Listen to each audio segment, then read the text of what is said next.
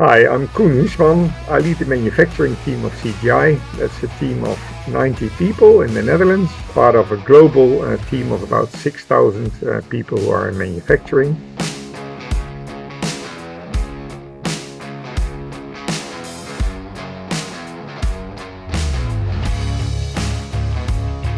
CGI is a global family-owned company. We're in IT, we're in consulting, and we're in outsourcing.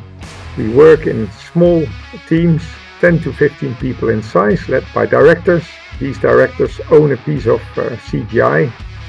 CGI is founded from a dream to build a successful company where people can work as owners on a company they can be proud of. Data will increasingly become important.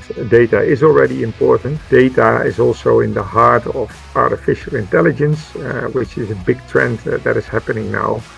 We are currently investing 1 billion Canadian dollars in AI. We recently announced that.